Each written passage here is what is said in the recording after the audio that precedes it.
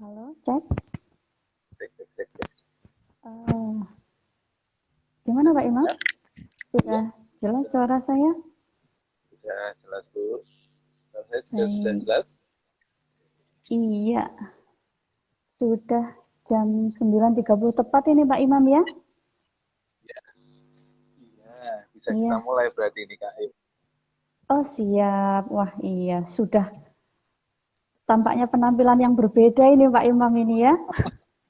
Saya jadi Spesial ini pangling buat ini. Iya, spesial buat kita hilangnya mm, Mimmatika ini kita iya, lakukan. iya. Ya, ini kita tunggu dulu Pak Imam, ada beberapa peserta yang masih banyak yang mulai masuk ya. Oh, Selamat bergabung iya, Mas iya. Agus Asda Dinda Iya. Hai Ikla ya. Ada Pak Agus Aska, iya. Bagaimana Ya, kabarnya Pak Imam? Kakak ya, Alhamdulillah maaf ini kakak, iya. ini kita jadi kakak ini gimana Iya, Kak Indah? Alhamdulillah. alhamdulillahirabbil alamin. Iya, alhamdulillah. Udah Iya, kayak namanya juga ini dari Arakan ini. animator Iya, Rafael, selamat datang, selamat bergabung. iya. Di Nah, dari Gunung Kidul sudah itu Pak Imam, Kak Imam. Gimana? ya, Gunung Kidul.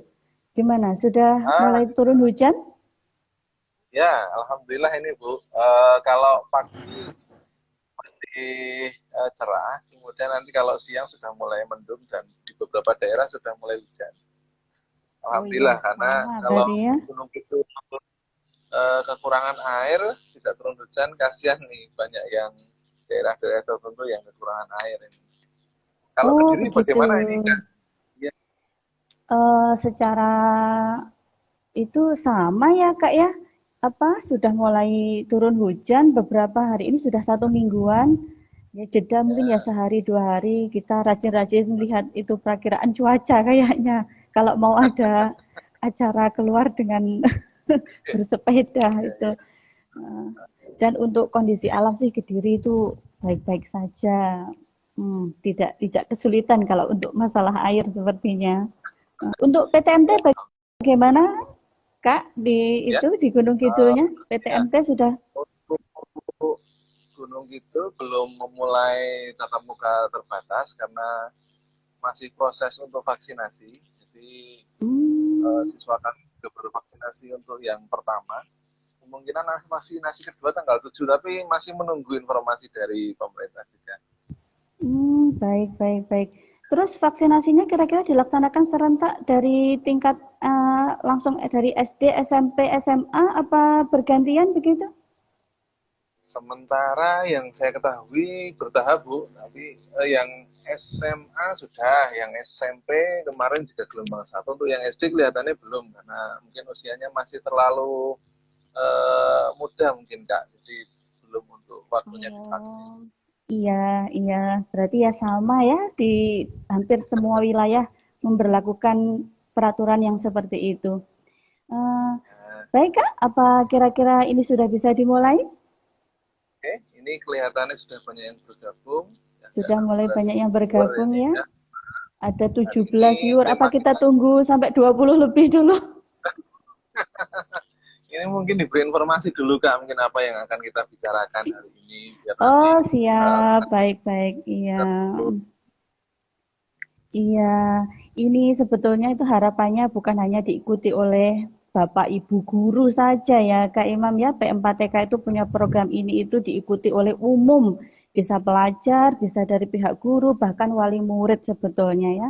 Karena program-program dari narasumber serta materinya itu tidak selalu berkaitan dengan itu saja kegiatan di sekolah. Ada parenting juga, termasuk kali ini masuk ke parenting juga, karena betul berkaitan sekali. dengan coaching ya. Iya, jadi mungkin Bapak Ibu guru yang kebetulan live atau mungkin yang sudah bergabung bisa menginformasikan kepada murid-muridnya, khususnya tingkat SMP, SMA. Tapi harap dimaklumi juga Kak Imam ya, karena ini sudah masuk beberapa daerah sudah menerapkan PTMT, apalagi sekarang sudah jam belajar mengajar juga.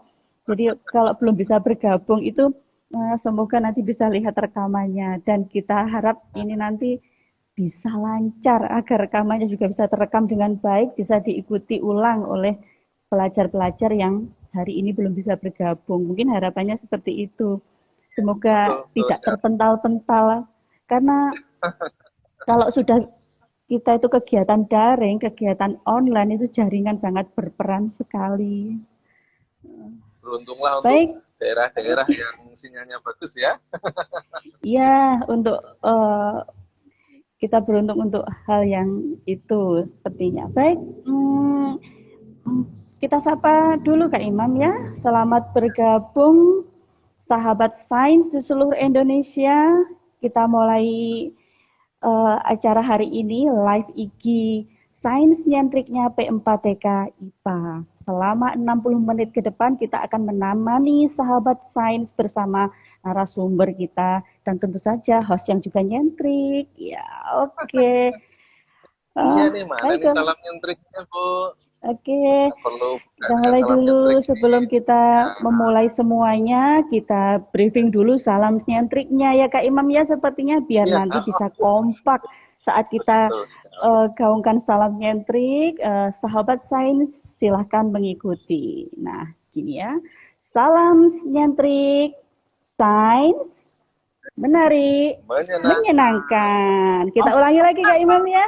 Ini ada delay Oh, ini saya sepertinya. Iya, nggak kita salah perlu ini. coaching ini. Salam nyentrik, sains, menarik, menyenangkan. Oke, sahabat sains bisa ya? Baik, oke. Kita mulai Kak Imam.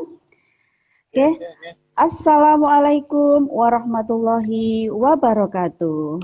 Salam sejahtera, selamat pagi. Shalom, Om Swastiastu, Namo Buddhaya, salam kebajikan. Iya. Sahabat sains seluruh Indonesia, kita bergabung pada hari ini tanggal 15 apa 16 ini Kak? 16 16 September Mbak. 2021 pada acara Sains Nyentrik rutinnya P4TK IPA setiap hari Kamis. Jadi sahabat sains jangan tertinggal pada acara setiap hari Kamisnya P4TK IPA. Tentu saja sebelum kita mulai, semoga dengan harapannya ya untuk kali ini materi yang kita bawakan bisa bermanfaat, tentu saja bisa lancar sampai tuntas nanti dan silahkan diikuti dengan baik ya sahabat sains ya. Pada kali ini saya akan menyampaikan sesi-sesi apa saja yang akan kita berikan untuk sesi kuis. Kita nanti akan menjadi 3 tahap ya per 15 menitan di mana kuis itu harus dijawab siapa yang tercepat, siapa yang tertepat dan setiap kuis hanya dipilih satu yang tercepat dan tertepat ya sahabat sains ya. Dan pastinya P4TK IPA akan memberikan merchandise yang menarik tentunya ya. Nah, selain itu nanti 10 menit ke belakang sebelum acara closing jangan lupa untuk mengisi refleksi ya sebagai tanda kehadiran sahabat sains untuk mendapatkan surat keterangan. Jangan lupa mengisi link bio yang sudah ada di deskripsinya P4TK IPA Instagramnya, tapi dengan syarat memberikan screenshot ya, screenshot dari semua medsosnya P4TK IPA. Jangan lupa untuk di-add Facebooknya, di-subscribe YouTube-nya, di tweet Twitternya dan juga di follow Instagramnya. Nah, itu nanti di screenshot dan dikirimkan ke link bio-nya P4TK IPA. Dan apakah refleksi itu juga ada merchandise-nya? Tentu saja ya Kak Imam ya. Iya. Jadi nanti akan kita ambil 3 pemenang kuis dan juga 3 pemenang refleksi siapa yang mengirim tercepat dan tertepat. Baik sahabat sains semuanya, biar lebih semangat, mari Kak Imam kita sapa lagi dengan salam sains. Sains, menarik, menyenangkan. Oke. Baik, sahabat sains. Dan menarik. Oh, mohon maaf kita salah Kak Imam. Kebalik ternyata, mohon maaf ya sahabat sains. Kita ulangi lagi Kak Imam ya. Kita ulangi lagi, kita ulangi bersama-sama biar lebih semangat lagi. Oke. Salam nyentrik, sains, menyenangkan, menarik. Oke, terima kasih sudah diingatkan. Baik sahabat sains, sebelum kita ke materi inti, kita akan perkenalan dulu. Dari kita ngobrol ya, karena tak kenal juga tak sayang. Sebetulnya siapa yang sedang ada di depan sini? Oke, dari saya yang sedang nge-host di sini, saya akan memperkenalkan diri. Nama saya Endah Wahyuningsih. Sehari-harinya berdinas sebagai guru kelas 6 di SDN Jambangan, Kabupaten Kediri. Nah, selanjutnya untuk moderator, silahkan Kak Imam untuk memperkenalkan diri. Oke, Sobat Sains semua, perkenalkan nama saya adalah Imam Wicaksono. Saya adalah guru dari SMP di salah satu SMP di Gunung Kidul, SMP Negeri 3 Panggang, yang kebetulan juga mendapat kehormatan untuk menjadi duta sains di BM4TK Kemdikbud. Dan pada kali ini kami berdua yang kebetulan juga duta sains ini akan mencoba untuk berdiskusi bersama para pemirsa Instagram Live semua tentang yang namanya teaching atau coaching, sebuah pilihan untuk membelajarkan sesuatu kepada siswa kita atau anak-anak kita. Oke, Kak Imam, terima kasih untuk gambaran awalnya. Jadi Sobat Sains ya, narasumber kita kali ini tuh nggak kaleng-kaleng ya Sobat Sains ya, luar biasa pengalamannya. Alumni dari short course-nya Nagoya University Jepang. Dan kemarin, Alhamdulillah, saya juga kejawil itu. Nah, bagaimana nanti semoga Sobat Sains yang hadir di sini, nanti ada yang beruntung bisa menjadi duta sains berikutnya ya Kak Imam ya. Amin. Oke, Sobat Sains semuanya, untuk mengawali materi hari ini akan saya beri gambaran sedikit tentang materi yang akan disampaikan oleh Kak Imam ya. Kurang lebihnya, pernahkah kita ini sebagai guru, di mana kita itu sudah menerapkan berbagai metode, berbagai teknik, berbagai strategi, tapi ternyata prestasi murid peserta didik kita itu kok biasa-biasa saja, nggak ada peningkatan yang signifikan, tidak ada perubahan yang begitu yang kita harapkan lah. Nah, kok mereka itu cenderung jalan di tempat gitu ya Kak Imam ya. Nah, di sini sebagai pengajar alangkah baiknya kita tidak selalu menyalahkan di pihak murid, tapi kita merefleksi diri juga ya, merefleksi diri sebagai guru, sebagai orang tua bahkan, kenapa anak atau peserta didik kita itu kok seperti itu? Apakah ada yang salah dalam diri kita? Nah, untuk mengetahui lebih lanjut, mari kita simak cara kita di coaching atau teaching. Nah, apa sih sebetulnya membedakan antara coaching dan teaching itu? Pada dua-duanya hampir sama, tapi berbeda. Nah, silahkan disimak ya Sobat Sains ya, agar nanti bisa menjawab kuisnya tentu saja. Oke, silahkan Kak Imam untuk memulai materinya. Oke, terima kasih Kak Endah. Sobat Sains semua, pada kesempatan kali ini, seperti yang disampaikan oleh Kak Endah, kita akan berbicara tentang teaching dan coaching. Ya, pada kesempatan kali ini akan kita bagi ke dalam 3 termin. Yang pertama adalah kita merefleksi dulu seperti apa yang sudah pernah kita lakukan sebagai guru maupun orang tua kepada siswa dan anak-anak kita.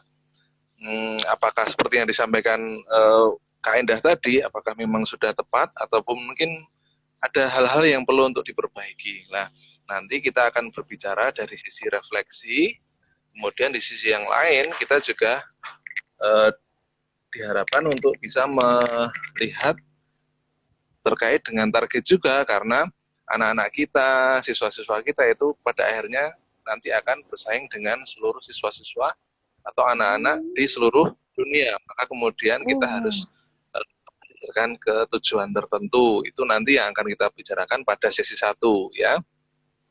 Terus kemudian untuk gimana?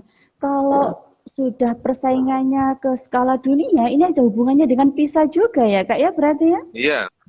Nanti kita akan sedikit mengupas tentang PISA.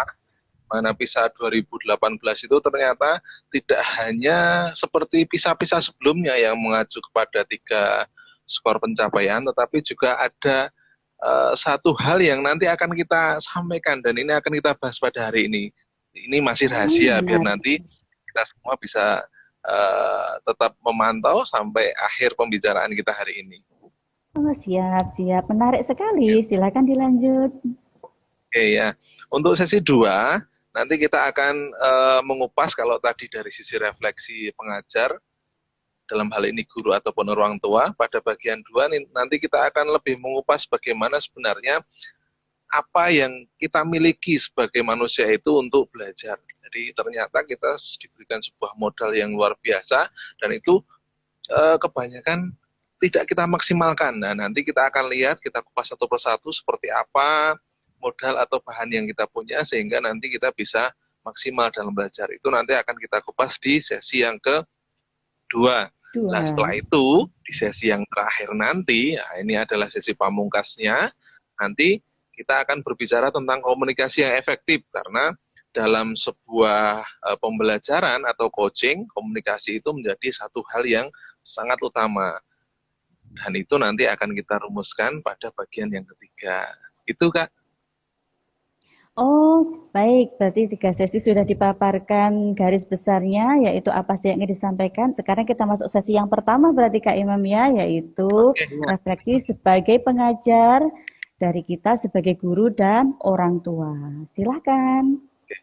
Ya. Jangan lupa diawali Uh, dengan salam sains ya Kak ya, oh, biar selalu iya semangat. sekali ya. Salam sains Sains menyenangkan. menyenangkan, Menarik. menari. Oke. Ya. Oke, kita mulai dari sebuah kegelisahan. Wah, luar biasa ya. Saya dan mungkin dirasakan oleh banyak-banyak oleh guru itu, saya yakin juga merasakan bahwa ada kalanya kita merasakan siswa kita itu tidak terlalu signifikan dalam berubah, tidak terlalu signifikan dalam berkembang. Di sisi yang lain mungkin perkembangannya hanya dalam jangka waktu yang pendek dan itu sangat fluktuatif. Nah, tentu ini kita sebagai seorang yang lebih tua dan seorang pengajar, tentu kita harus berefleksi. Kalau kita memandang bahwa, oh, siswa atau anak ini tidak bisa berkembang karena memang anaknya, nah itu adalah satu paradigma pandangan yang kurang tepat. Karena anak itu tentu sebagai generasi yang lebih muda, dia akan cenderung untuk belajar. Nah, belajar itu otomatis akan menyerap informasi, menganalisis dan mengolah informasi yang diterima dari orang-orang yang lebih tua. Dalam hal ini bisa orang tua kita ataupun bisa para guru-guru seperti itu. Nah, khusus untuk guru, saya sendiri merasakan bahwa eh, dalam beberapa tahun terakhir ini saya sering mengamati bahwa perubahan-perubahan yang terjadi pada siswa saya dan mungkin siswa lain atau mungkin justru malah saya berdoa hanya siswa saya itu tidak terlalu signifikan. Kita sudah memberikan sebuah perlakuan yang berbagai model pembelajaran, berbagai pendekatan, berbagai macam teknik, tetapi kemudian perubahannya hanya dalam jangka waktu yang pendek sehingga hanya semacam sebuah reaksi yang singkat dari perlakuan yang kita berikan.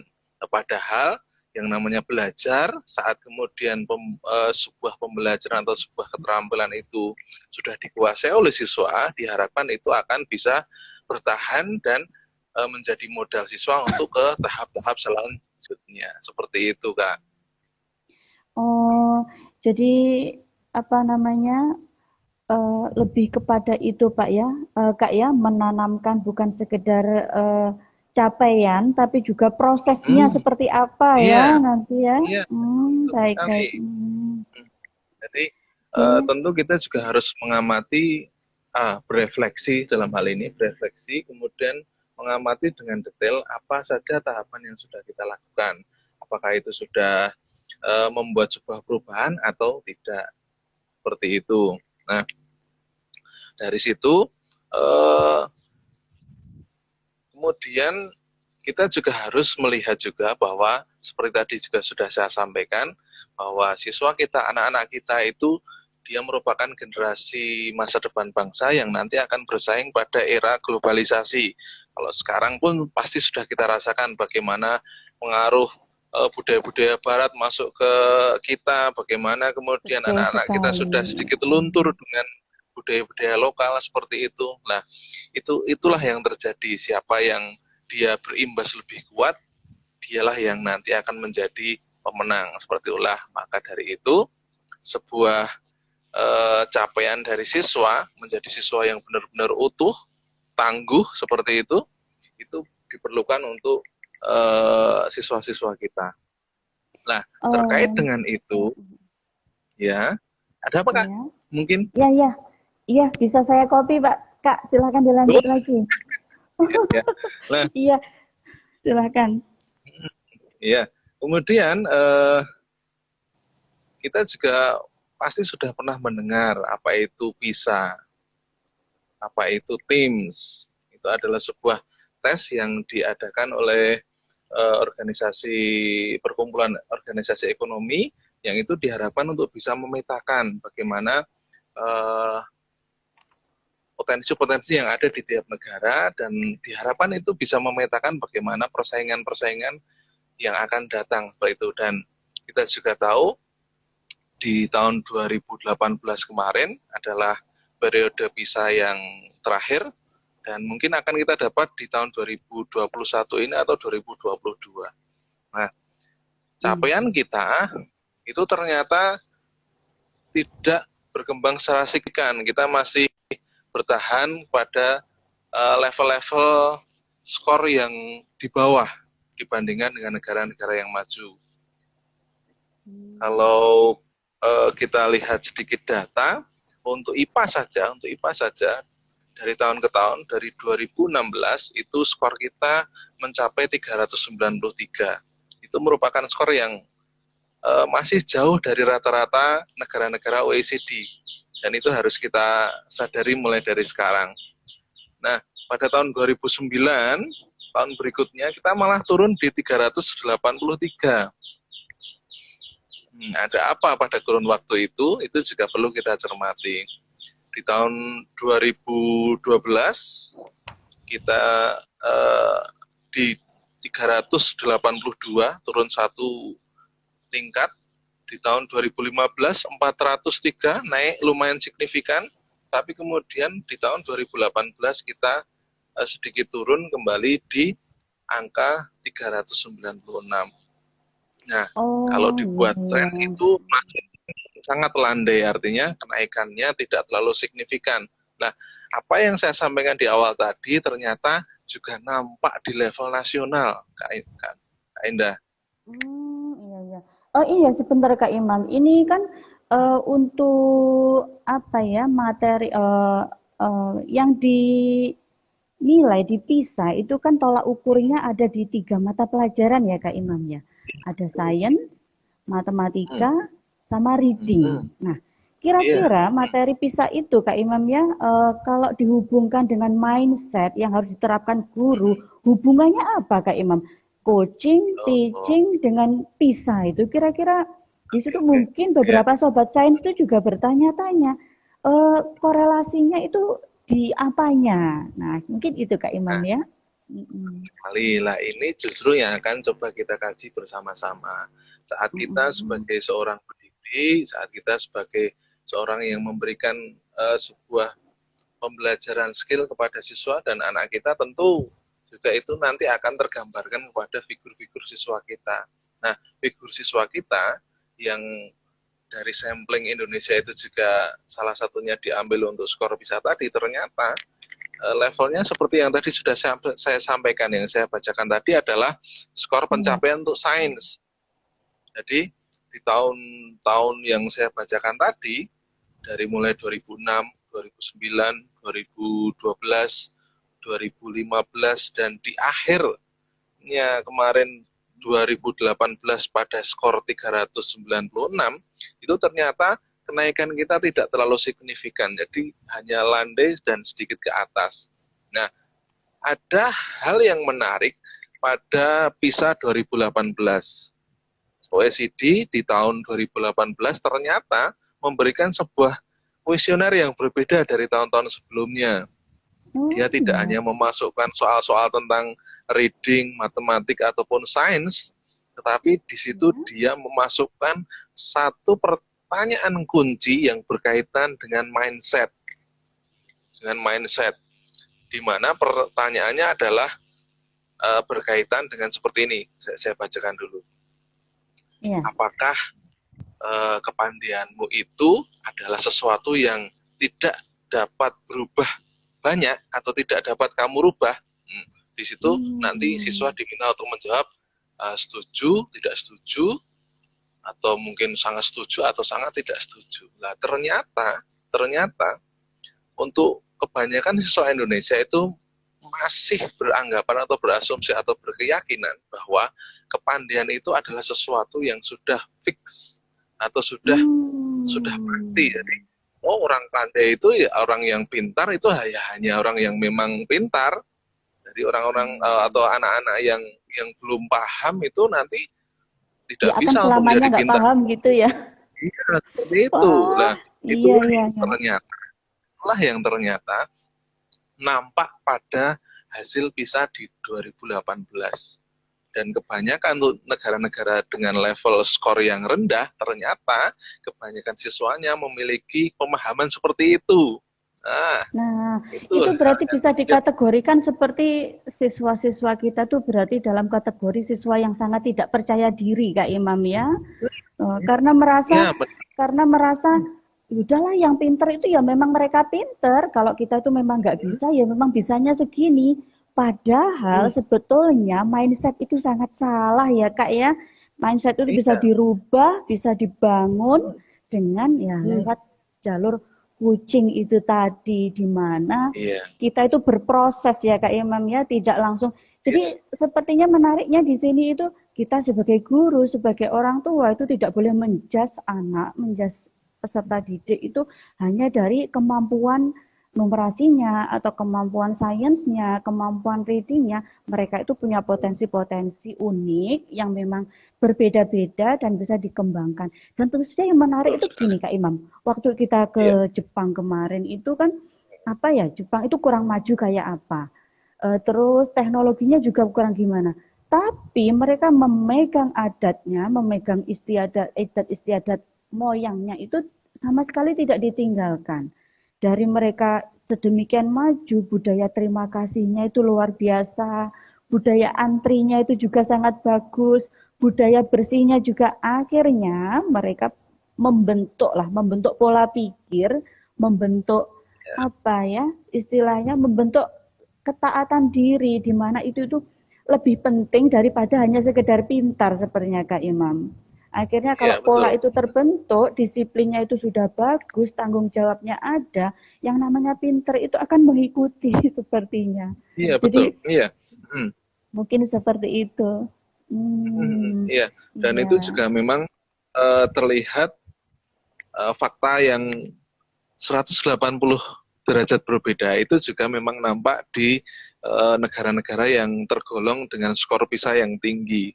Kebanyakan siswa Hmm. mereka beranggapan kalau sebuah pencapaian belajar itu tidak hanya tergantung pada saya sudah punya bakat, saya punya Oh, iya. kelebihan, tidak, tapi mereka beranggapan kalau sebuah pencapaian belajar itu bisa ditingkatkan atau bisa berproses untuk menjadi lebih baik itu dengan selalu belajar. Nah, itu menurut saya merupakan jawaban dari kegelisahan saya terutama sebagai seorang pendidik. Itu saya merasa siswa-siswa kita terlalu banyak menyerah, gitu, terlalu cepat menyerah. Saat kemudian menemukan sebuah permasalahan yang diangkat oleh guru, kemudian mereka merasa mereka tidak bisa, mereka kemudian merasa Pak saya tidak bisa seperti itu. Lah mereka kemudian diharapkan sebenarnya untuk bagaimana kemudian bisa mencari jalan keluar, berkomunikasi, bekerja sama, sehingga kemudian akhirnya solusi itu bisa terjawab sendiri oleh mereka. Oh, mantap. Berarti melalui coaching tentunya lewat pendidik atau mungkin orang tua itu diharapkan Kak Imam ya anak-anak kita itu Iya. bisa merubah pola pikirnya bahwa Iya, bakat itu meskipun itu tumbuh alami tapi kalau tidak diasah juga nggak akan berarti apa-apa dan yang tidak betul. bisa pun dengan belajar pasti mereka bisa itu meningkatkan kemampuannya. Iya, Intinya iya. belajar dan belajar. Oke Kak Imam, ini sudah masuk 15 menit pertama, saatnya kuis. Oh, Apakah masih ada tambahan lagi untuk sesi pertama? tambahan tambahan nanti akan kita bahas pada sesi-sesi selanjutnya, Kak. Jadi Oh, pada kesempatan kali ini kan baik. kita fokus kepada refleksi dan bagaimana tolak ukur secara internasional sehingga kita punya sebuah tujuan yang jelas. Kita mau sampai tahap apa yang akan kita capai seperti itu, Kak. Oke Kak Imam, ya berarti kita sudah bisa masuk ke sesi kuis yang pertama. Oke Sobat Sains Ya, semuanya, mari kita mulai salam sientrik. Sains saya menyenangkan, menyenangkan. menarik. Oke, bisa kita mulai ini sesi yang pertama untuk kuisnya. Oke Kak Imam, apakah sudah Oke, siap untuk dibacakan soalnya? apa ya pertanyaannya ya? Oh, ya. Kalau sobat-sobat sains tadi mendengar, saya sedikit menyinggung tentang skor PISA di sisi sains atau dalam bidang sains. Lah, pertanyaannya ya, tolong nanti dijawab siapa yang ingat langsung tambahkan pada komentar, nanti akan dijawab oleh Kak Indah. Itu nanti yang menjawab dengan cepat dan tepat nanti akan mendapatkan hadiah atau merchandise dari BMPTK IPA. Nah, Siap-siap simak ya, Sobat Sains ya. oke siap ya. Pertanyaannya adalah berapa skor sains PISA Indonesia di tahun 2018? Yuk, siapa yang bisa menjawab? Silahkan Oke, silakan masukkan di Sobat Sains. komentar. Kemudian Dimulai. ya, ya kita tunggu. Ini sudah Kita ada tunggu dulu Kak Imam. 29 obat Iya, sudah ada Instagram 29 MPTK yang sudah viewers. menyimak kita. Oi, Iya, ya, lanjut. Iya, sudah ketemu iya, jawabannya Kak iya, Imam ini dari Bu hmm, Karin Fisik. Sudah ketemu iya, pemenangnya ini. Iya, Bu Karin. nanti Bu Karin Fisik ya, itu nanti sudah kami catat. Oke, Dan nanti Kak akan dihubungi Imam. oleh PMPTK ya, terkait Iya, dengan terkait dengan keberhasilannya menjawab dengan cepat, tepat. ya. Iya. Wah, Oke. ternyata masih banyak yang lagi luar Iya, biasa nih buat sebetulnya saya jawabannya semua. itu benar-benar itu banyak yang benarnya Kak Iya, Imam, hanya saja iya, memang kita dibatasi ya. Jadi yang hmm, tercepat dan tertepat. betul Bukan sekali. berarti Dan sobat-sobat sains ini tadi bisa jadi terkendala sinyal juga Kak Imam tadi ya. insya Allah. Nah, ini tadi Oh, kembali ke mindset. Ini bukan hmm, karena belum belum bisa menyimak Kak Imam, tapi karena memang kendala teknis ya, mindsetnya kita bangun lagi Bapak Ibu. yang jelas Iya, jangan menyerah karena masih ada dua sesi kuis satu, selanjutnya di sesi dua dua. sesi selanjutnya. Oke. Baik, silakan Ya. disimak lagi ya Sobat Sense ya. Hmm, Oke Kak Imam, kita sudah bisa masuk ke sesi 2.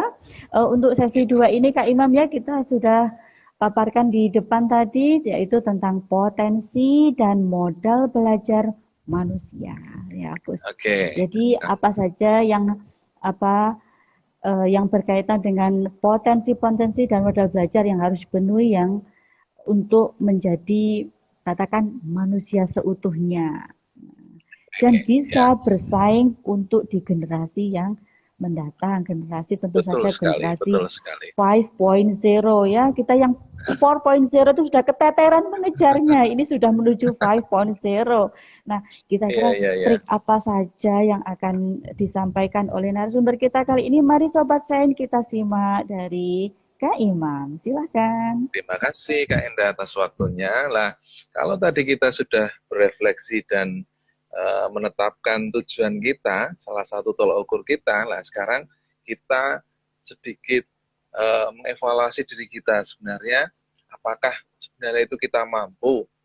Kalau kita mampu, modal kita apa? Seperti itu. Lah, saya yakin Sobat Sains semua sudah tahu bahwa salah satu modal utama untuk belajar adalah otak. Dan manusia sudah dibekali dengan otak. Nah, otak manusia itu di dalamnya ada sekitar 100 miliar sel otak atau neuron.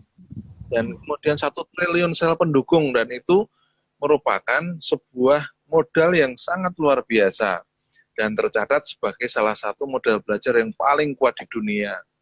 Dalam hal ini berarti perbandingannya adalah dengan makhluk-makhluk hidup yang lain, tentu saja. Nah, dari modal itu berarti sebenarnya kita sudah memiliki satu faktor yang nanti bisa untuk dikembangkan seperti itu.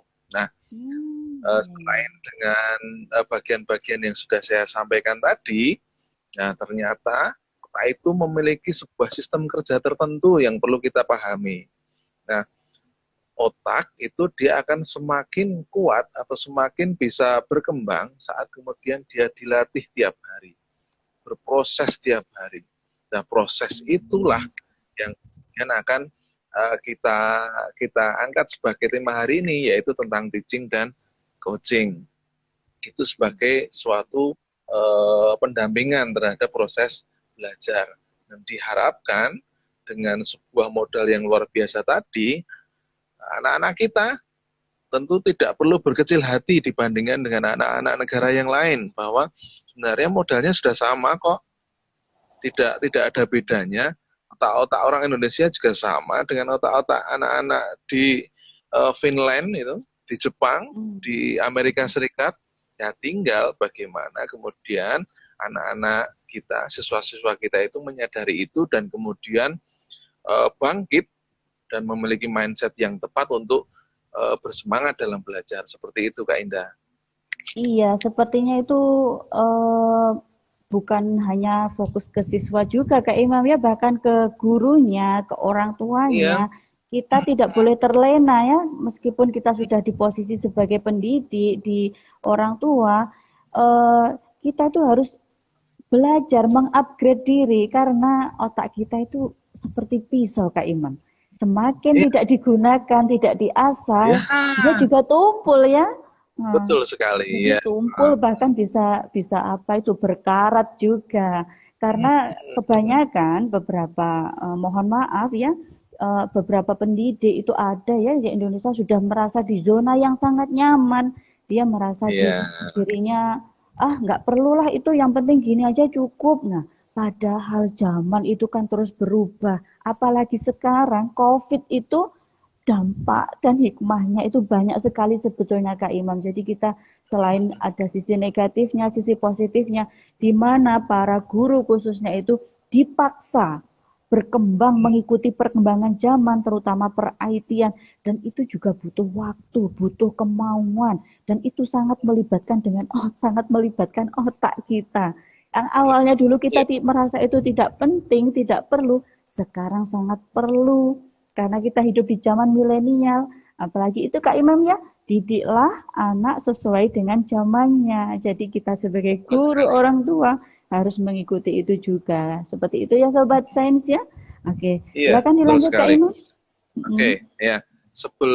Saat kita sudah tahu bahwa anak-anak kita, siswa-siswa kita itu sudah memiliki modal yang luar biasa, tentu kita sebagai orang yang lebih tua, sebagai guru, sebagai orang tua, harus memberikan kecontohan. Karena anak-anak itu akan lebih menyerap dari orang yang lebih tua itu lewat kecontohan. Atau mungkin misalkan tidak kecontohan adalah proses penyampaian yang benar, bahwa menganggap misalkan kita masih jauh ya dari kata ideal terkait dengan skor PISA atau pencapaian sains. Oke, tidak apa-apa, kita ada di bawah, tetapi kemudian bagaimana kita merubah itu, ini sebuah tantangan yang harus kita selesaikan, ini sebuah bolehlah sekarang kita gagal, tapi di tahun 2021 atau di tahun 2022 nanti kita harus optimis untuk bisa naik. Seperti itu. Jadi dari kekurangan yang kita miliki sekarang harus kita terima dulu, kemudian bagaimana kemudian kita memompa semangat kita dari sisi siswa, dan otomatis kalau kita pengen siswa kita bersemangat, gurunya pun harus bersemangat, Kak. Tidak Iya, bisa tentu kemudian saja ya. Iya. kita meminta siswa untuk belajar tapi kita tidak mau belajar. Nah, ini adalah satu pemikiran yang perlu untuk kita sadari bersama. Saat kita pengen anak kita lebih, tentu orang tuanya pun juga harus mau untuk belajar dulu, harus mau untuk uh, Iya. bereksperimen, kemudian mengembangkan diri, dan kemudian otomatis akan diajarkan kepada anak-anak kita seperti itu. Iya, sebetulnya itu kalau digarisbawahi Kak Imam ya, itu tuh tidak jauh-jauh amat, tidak, bahkan itu melekat sekali pada ajaran yang sekarang digaungkan di guru penggerak, di pengajar praktek tentang ajaran Ki Hajar Dewantoro Kak Imam ya. Itu sekarang sedang di itu apa namanya, sedang dikuatkan sekali pembelajaran itu, di mana ada istilah ing ngarsa sung tulodo ing madya mangun karso tut wuri handayani. Betul, Nah, di betul depan sekali ya ya. kita memberikan contoh, nah, di tengah kita memberikan apa memberikan apa ya, untuk membuat anak biar bisa berkarya selanjutnya, Oke, mendorong anak dan memotivasinya. Dan itu tentu saja betul sekali. diawali dari kita, dari guru. Nah, mungkin yang lebih spesifik lagi Kak Imam, antara teaching dan coaching itu perbedaannya di apanya ya Kak Imam ya? Kan tadi Nah, kita bahas coaching dan teaching. Nah, itu di apanya kira-kira? oke, ya. Kalau eh, para guru sekalian, tentu kita menyadari atau kita sudah tahu bahwa apa yang kita ajarkan itu ada beberapa ranah, gitu ya. Ada ranah eh, afektif, kognitif, dan psikomotorik, atau dalam bahasa yang lebih mudah adalah ranah pengetahuan, ranah keterampilan, dan ranah emosi atau sikap seperti itu. Nah, tentu dari ranah-ranah yang berbeda tadi kita harus juga eh, mencermati karakteristiknya. Nah, teaching dan coaching memiliki karakteristik yang berbeda, dan itu nanti uh, jangan terburu-buru dulu Kak. Nanti akan kita Oh bahas gitu. di sesi yang ketiga itu yang Oh teaching dan begitu. coaching. Iya, mohon maaf karena terlalu bersemangat ini Kak Imam ya. Karena terlalu Iya, iya, iya. bersemangat. Iya, iya. Hmm, Baik, ya. Kak Imam, ini sudah masuk ke 15 menit kedua ini, sepertinya sudah waktunya untuk, Ya.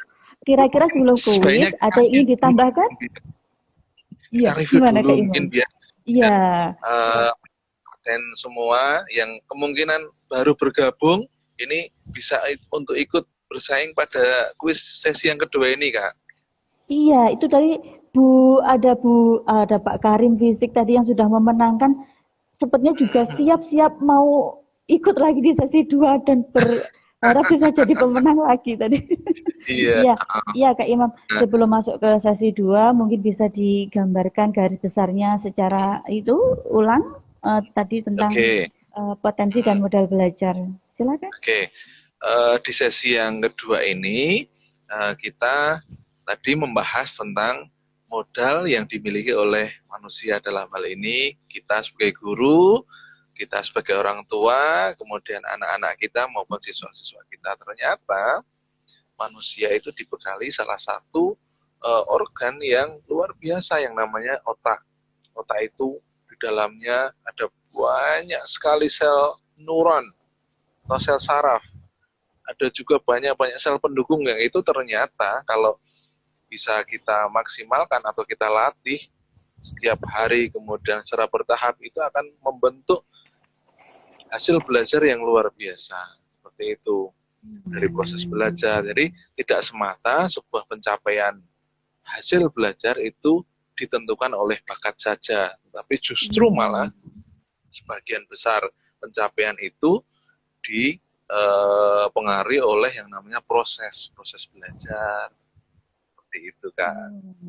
Baik, sangat jelas sekali ya Kak Imam ya, untuk jadi potensi dan modalnya di masa salah satunya itu adalah otak yang harus dimaksimalkan. Jadi sel-sel di otak itu bisa nyambung, bisa terhubung kalau mereka itu Ya, ada rangsangan ya, rangsangan dalam belajar.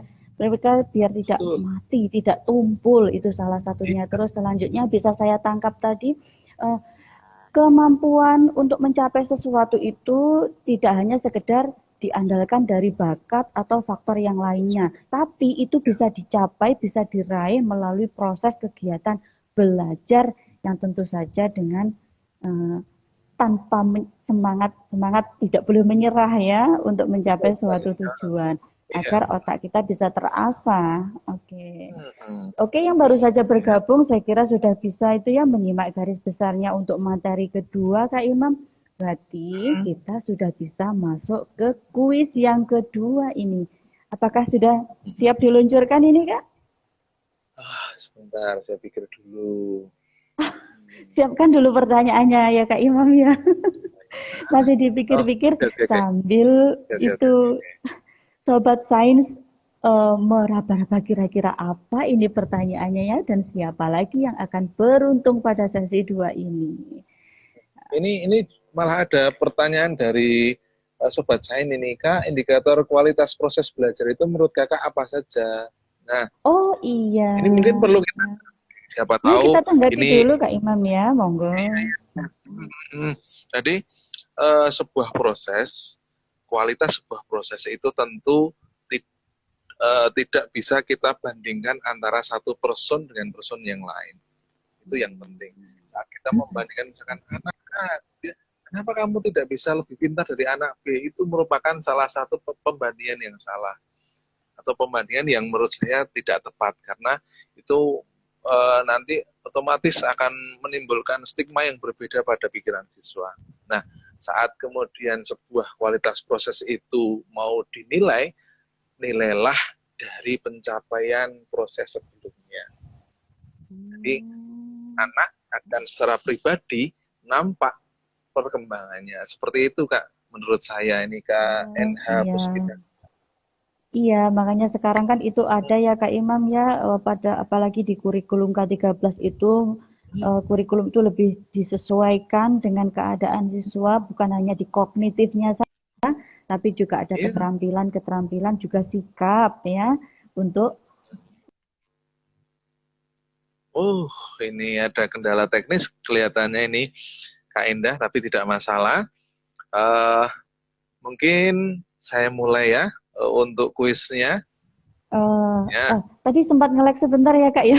Iya. Iya, Tidak iya, apa-apa.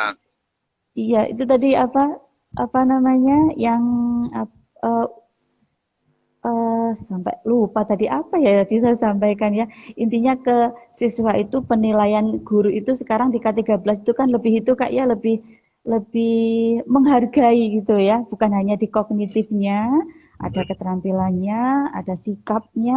Nah, semuanya dinilai. Jadi bukan hanya satu segi di afektifnya, di kognitifnya saja. Ya. Oke. Dan bandingkan dengan pencapaian nilai Sebelumnya. pencapaian dari sebelumnya. Jangan bandingkan dengan lain seperti itu ya. Iya, Nih sekarang iya. justru saya dapat ide nih untuk pertanyaan Kak. Wah, keren. Berarti siap ya sebelum diluncurkan pertanyaannya, mari kita sobat-sobat sains dulu dengan salam nyentrik. Mulai. Sains menarik, menyenangkan. Oke, kita masuk pertanyaan kuis sesi 2. Silakan Kak Imam. Kakak lupa. Iya. Iya. Ini. Perhatikan pertanyaannya ya. Pertanyaan adalah apakah sebuah pencapaian belajar dari seseorang itu mutlak karena bakat alami atau dapat dicapai dengan usaha atau belajar? Oke, silakan dijawab. Bisa diulangi sekali lagi, Kak? Ya. Apakah pencapaian belajar seseorang itu mutlak karena bakat alami atau dapat dicapai dengan usaha atau belajar? Ya. Oke, tinggal pilih dua pilihan tadi. Ya, tinggal pilih jawabannya itu tadi. Ini nih Pak Arifin tadi. Pak Arifin Dwi Saputra menjawab dengan benar nih. Nah, Pak sudah ketemu Arifin Visa Putra. jawabannya di sesi 2 Pak Hmm, Arifin. Oke. Nah, oke.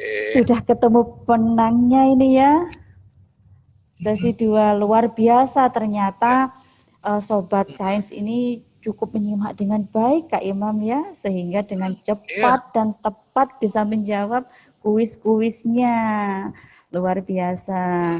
Hmm, Hmm, baik, Sobat Sains, kita sudah melampaui sesi 1, sesi 2 dengan cukup baik ya, cukup lancar, alhamdulillah. Dan sekarang sepertinya Kak Imam ini ingin bernafas dulu Kak Imam, monggo kalau ingin minum dipersilahkan.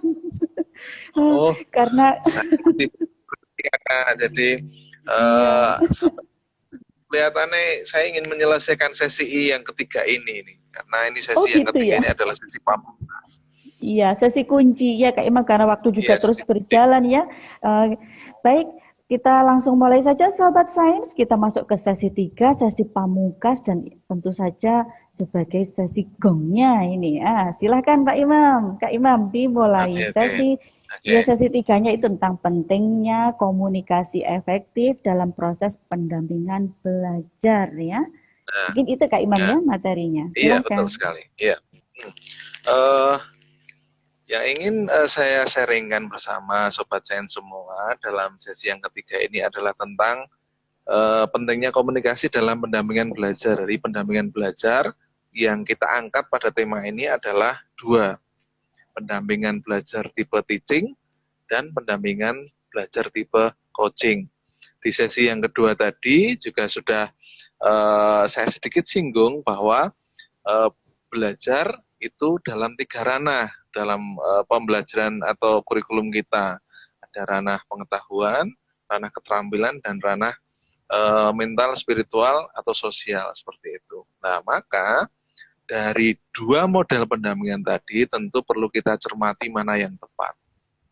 Atau mungkin dari kita selaku pribadi, bisa guru, bisa siswa, apakah bisa menggunakan cara yang sama ataupun tidak seperti itu. Nah, Hmm. terkait dengan itu kita perlu melihat sebuah dimensi belajar, Kak Indah. Jadi Iya. saat saat seorang anak kemudian seorang siswa itu bersemangat belajar, tentu tentu ada satu faktor yang tidak boleh kita lupakan adalah belajar itu harus menyenangkan. Itu yang Hmm. pertama. Nah, menyenangkan dari Enjoy dan apa? fun ya. Ya, tidak hanya dari prosesnya, Kak, tetapi juga dari siapa yang membelajarkan. Seperti itu. Nah, dalam hal ini, kita sebagai guru atau orang tua pun juga diharapkan untuk membangun komunikasi yang baik. Sehingga apa? Anak itu kemudian memiliki kepercayaan yang besar pada kita. Sudah memiliki, oh, saya senang dengan metodenya Kak Endah, saya senang dengan metode belajarnya Imam. Imam, seperti itu. Ya, nah itu Iya. akan membangun sebuah dasar yang kuat anak untuk belajar lebih seperti itu. Nah, itu hal yang utama yang perlu kita lakukan terlebih dahulu. Pastikan anak-anak, siswa kita itu kemudian percaya pada kita, senang dengan tipe komunikasi kita, itu yang pertama. Iya. Jadi senang dulu Kak Imam ya, nanti pinter menyusul. Betul. Seperti mindset itu, kalau anak itu nggak mau naik mobil nanti mabuk. Kalau yang dipikirnya mabuk dulu ya mabuk beneran, Ya, tapi yang dia, dipikirkan senang dulu. iya, Yang dipikir senang dia dulu lah masih nih ya. Kita baik. jalan-jalan ya. Iya, Iya. nah, Ya, ada silahkan. satu hal juga ini yang mungkin belum diketahui oleh para sobat sains semua. Ada sebuah teori yang namanya adalah Pygmalion Effect, Kak. Pygmalion Pygmalion Effect. Oke, Effect. Iya, Pygmalion Effect. Pygmalion Apa itu Effect. Kak ya? Pygmalion Effect atau sering dikenal dengan istilah lain namanya Rosenthal Effect. Hmm.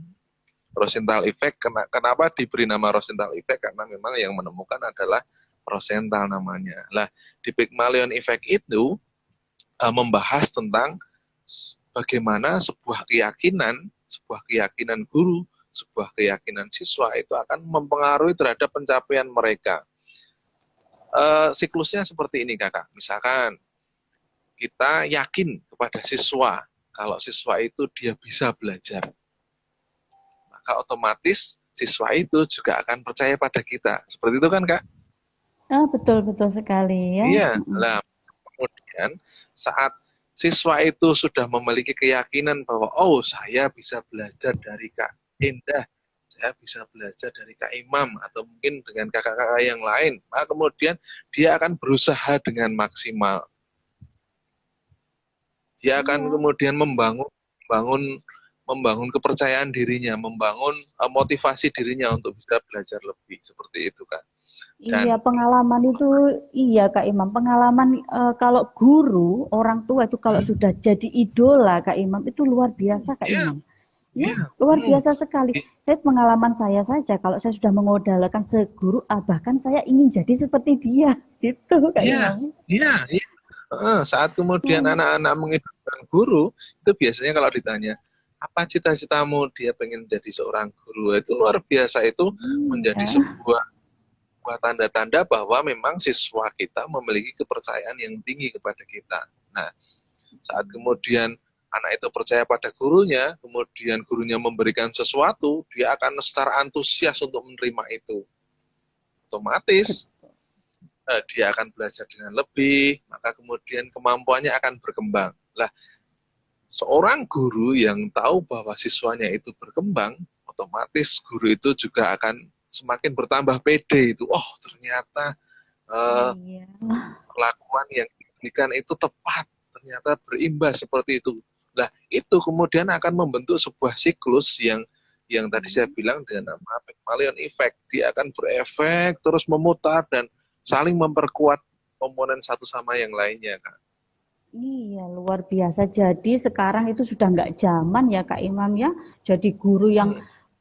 yang killer, jadi guru yang Yo, sudah nggak zaman itu ya Kak ya. Nah, iya, iya, yang iya. ada itu sekarang itu guru juga public figure. Jadi seolah-olah Hmm. kita itu artisnya mereka. Kalau mereka bisa mengidolakan si artis A, ya kita harus bisa menjadi idola yang bisa diidolakan lah, yang bisa dibanggakan dari sisi apa. Jadi banyak sesi. Tentu saja kita tidak bisa lepas dari unsur melibatkan hati ya Kak Imam ya, Betul sekali. Betul perasaan sekali. ya. Ya, nah Ah, itulah salah satu yang ditekankan pada sesi yang ketiga inilah. Yang selain itu apa? Lah saat kemudian sebuah rasa itu didapat seorang siswa dengan seorang guru, maka kemudian guru itu akan bisa menanamkan mindset. Kalau tadi di awal kita bilang bahwa siswa kita mayoritas menganggap kalau kepandaian itu hanya milik orang-orang tertentu. Nah, saat kemudian siswa itu sudah nyaman, tentu kita sebagai orang guru, sebagai orang tua, kita akan bisa menanamkan atau merubah pola pikir anak itu menjadi lebih baik. Merubah pola pikir anak bahwa dengan belajar kita bisa menjadi pintar. Dengan belajar kita bisa berkembang. Dengan belajar kita bisa mencapai sesuatu yang lebih tinggi seperti itu, Kak. betul sekali Kak Imam. Dengan belajar itu kita motivasi anak untuk tidak surut dalam selalu belajar dan tentu saja harus diimbangi dengan doa ya Kak Imam ya, karena belajar doa itu harus beriringan agar menjadi orang yang beruntung itu tentu saja Kak Imam. Iya, Kalau sudah beruntung itu Masya Allah luar biasa nampaknya. iya. Iya Nah, Kak Imam, iya. Lanjut. maka betul sekali, komunikasi menjadi salah satu kunci yang tidak boleh ditinggalkan. Itu merupakan Hmm. cara-cara yang paling efektif untuk membentuk pola pikir siswa. Diawali dari kepercayaan atau sebuah pemahaman kalau kepandaian itu bisa dicapai dengan belajar. Hasil belajar bisa ditingkatkan kalau dia belajar dengan lebih tekun. Nah, komunikasi apa yang efektif? Lah ini yang Nah, uh, akan saya sampaikan. Tentu kita juga harus tahu bahwa komunikasi itu adalah sebuah rangkaian kalimat atau kata-kata yang sering kita sampaikan kepada anak-anak kita atau siswa-siswa kita. Nah, kita harus tahu apa yang bisa kita sampaikan dan apa yang jangan kita sampaikan. Nah, iya. ada Berarti beberapa tetap hal ada yang rambu-rambu ya Kak ya? Ada ya, rambu-rambunya ya. Mm. ya salah satunya ini kebiasaan yang mungkin kita juga masih kadang melakukannya adalah kita memberikan pujian. Nah, Reward ya, pujian berupa pujian, reward, iya, iya, iya. pujian yang tidak berlebihan. Di sisi yang lain, jangan pujilah dia dari produknya. Jangan pujilah anak-anak kita atau siswa-siswa kita dari produknya. Atau misalkan, oh dia misalkan tes kemudian mendapatkan nilai yang baik, kita puji, oh kamu anak yang pintar. Nah padahal kita tidak tahu proses anak itu untuk mendapatkan nilai itu seperti apa. Nah justru malah pujilah anak-anak itu dengan proses dan usahanya. Jadi ubahlah kalimatnya. Misalkan kita kemudian membiasakan untuk memuji seseorang dengan wah kamu pintar ya, kamu hebat ya, seperti itu. Lah justru malah kemudian yang kita puji adalah prosesnya, bagaimana kemudian dia bisa mencapai itu. Oh kamu sudah bekerja dengan keras ya, atau kamu sudah belajar dengan keras ya, sehingga nilaimu menjadi baik seperti itu, seperti itulah. Iya. Pujilah prosesnya, jangan puji produknya, itu yang penting. Ya luar biasa Kak Imam. Jadi dalam kegiatan sehari-hari, baik kita itu di rumah sebagai orang tua, baik kita sebagai guru di sekolah, jadi proses anak untuk belajar itu lebih kita hargai ya Kak Imam ya. Bagaimanapun hasilnya itu, karena anak mencapai tahap hasil itu mereka butuh proses dan tentu saja punya latar belakang yang berbeda-beda Kak Imam ya.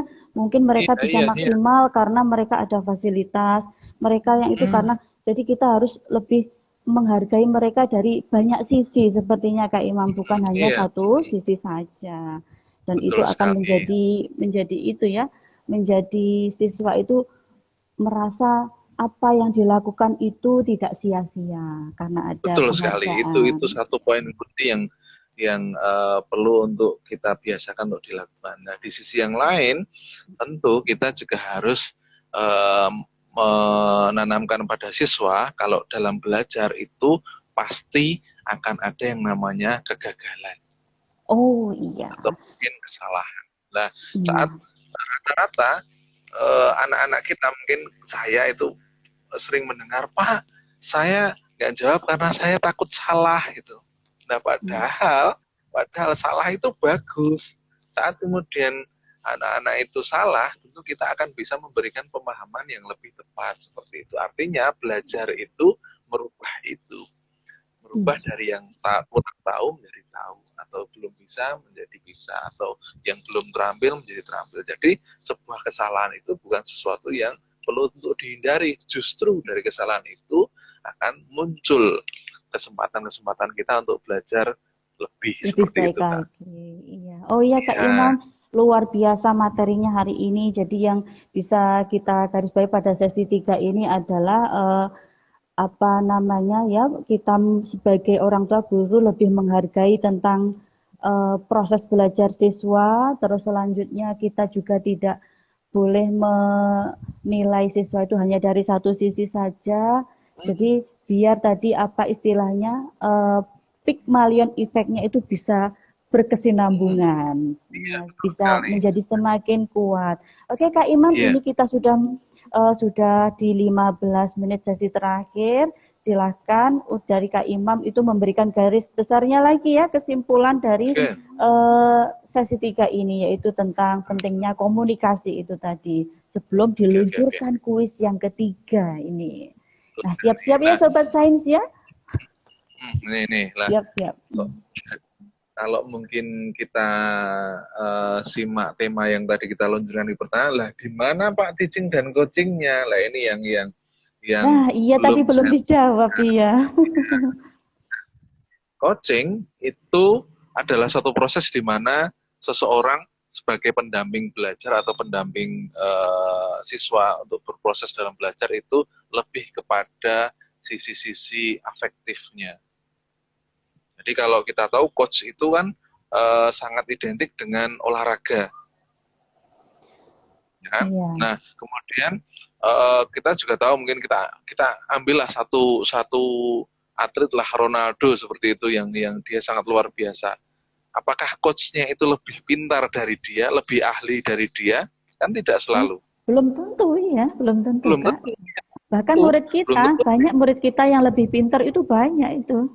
Iya, banyak lah. Itulah mengapa pentingnya coach. Coach itu dia akan lebih berfokus kepada bagaimana memunculkan sisi-sisi agar anak itu jangan menyerah.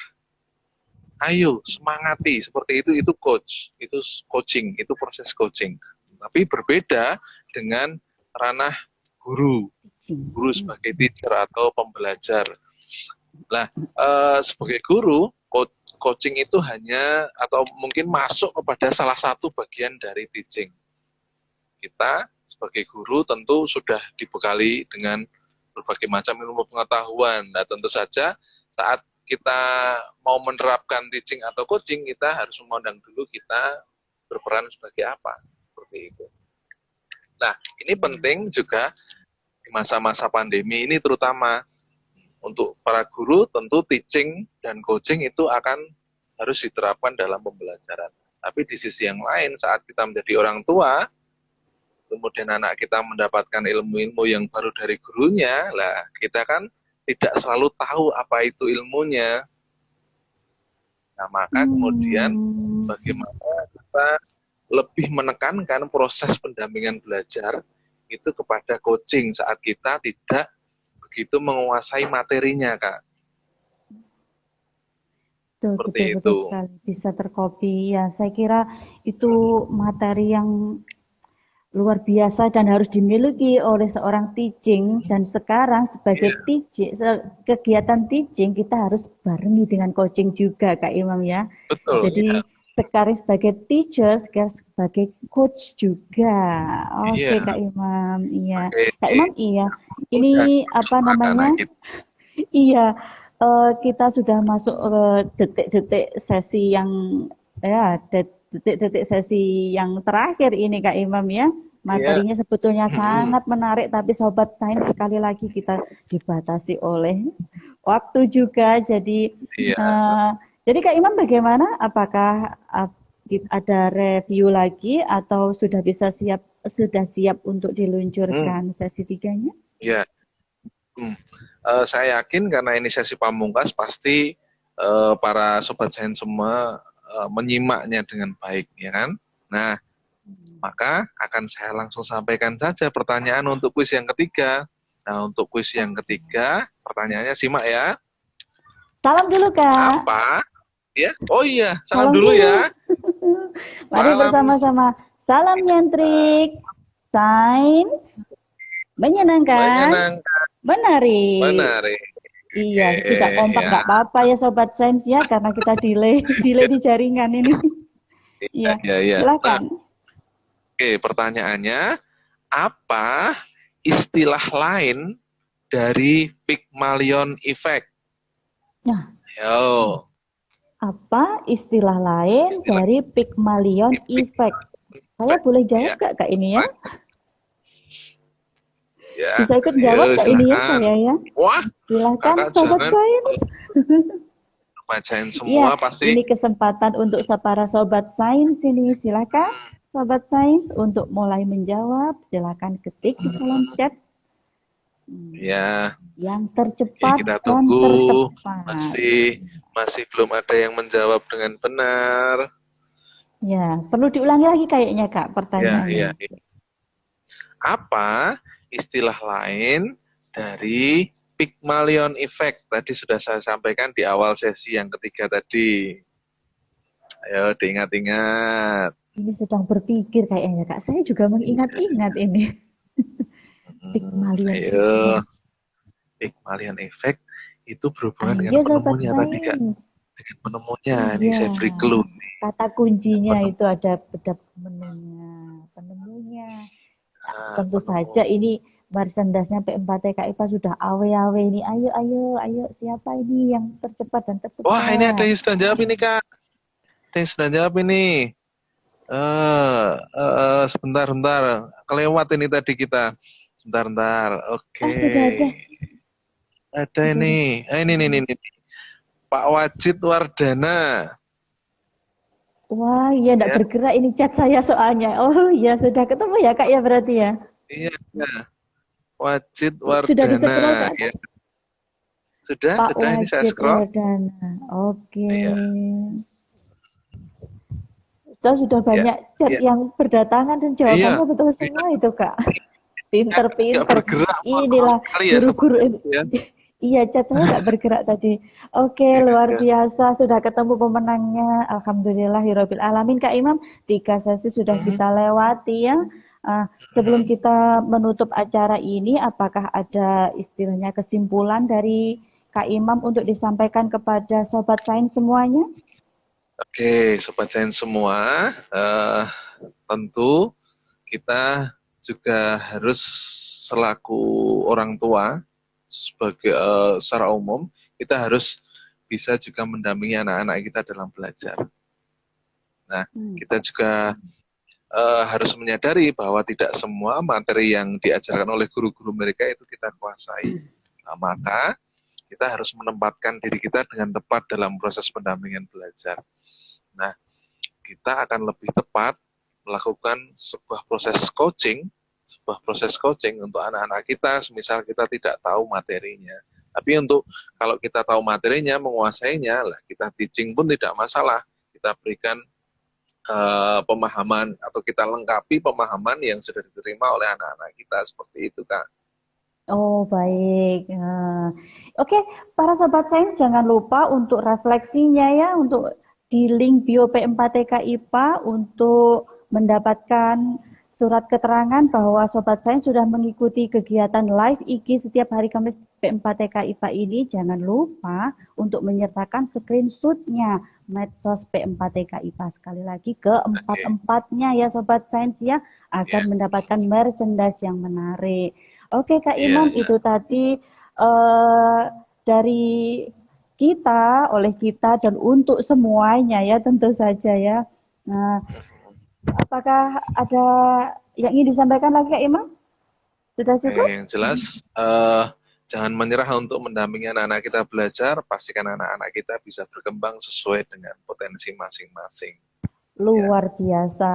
Baik Sobat Sains, materi kita ini hari ini tentang coaching dan teaching, di mana kita sebagai guru tidak hanya sekedar menguasai materi saja, tapi kita juga harus mengembangkan diri, bisa mendorong anak, bisa memotivasi anak, tentu saja bisa lebih menghargai proses belajarnya, agar mereka bisa lebih termotivasi, bisa lebih terpacu dengan mindset yang lebih baik lagi, bukan hanya sekedar pintar, tapi juga berakhlak ya.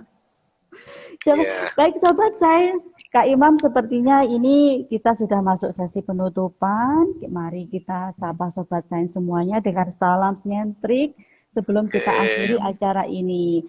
Oke Sobat Sains, kita dari moderator, saya Endah Wahyuningsih dari Kabupaten Kediri, dan juga kakak narasumber kita yaitu Imam dari SMP Negeri 3 Panggang Gunung Kidul.